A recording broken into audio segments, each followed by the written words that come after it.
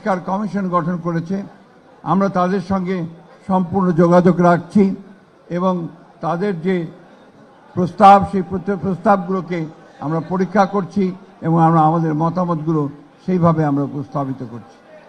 তো একটা জিনিস আমাদের সবসময় মনে রাখতে হবে যে বাংলাদেশের ঐতিহ্য, বাংলাদেশের জনগণের রাজনৈতিক ঐতিহ্য, তাদের ধর্মীয় মূল্যবোধ, তাদের কৃষ্টি, তাদের সংস্কৃতি সব কিছুকে সামনে রেখেই কিন্তু আমাদেরকে এই সামনের দিকে সংস্কার অথবা এবং আর সেই সঙ্গে এগিয়ে যাওয়ার যে পথ সেই পথকে বেছে নিতে হবে।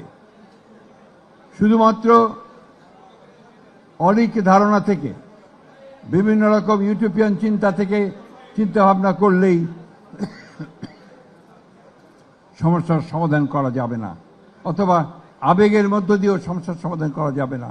আমাদেরকে বাস্তববাদী চিন্তা করে, ভবিষ্যতের কথা চিন্তা করে, পরিবর্তনকে সামনে নিয়ে একটা নতুন বাংলাদেশ, গণতান্ত্রিক বাংলাদেশ গড়বার জন্যই আমাদেরকে ওই লক্ষ্যে কাজ করতে হবে।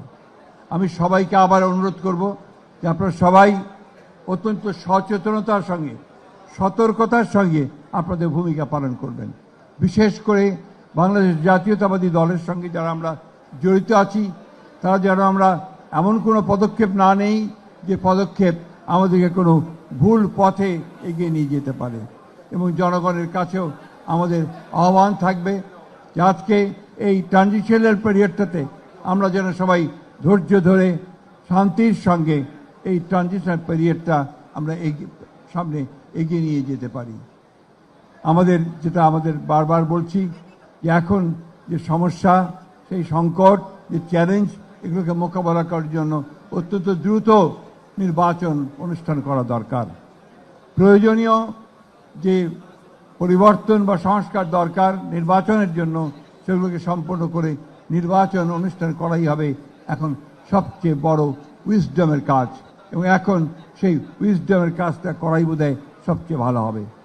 আমাদের ভারপ্রাপ্ত চেয়ারম্যান বারবার এই একই কথা বলছেন যে আমরা যেন আমাদের পথকে ভুলে না যাই, আমরা যেন আমাদের সঠিক পথে পরিচালিত হই এবং একই সঙ্গে এমন কোনো ব্যবস্থা না নেই যা আমাদেরকে ক্ষতিগ্রস্ত করে।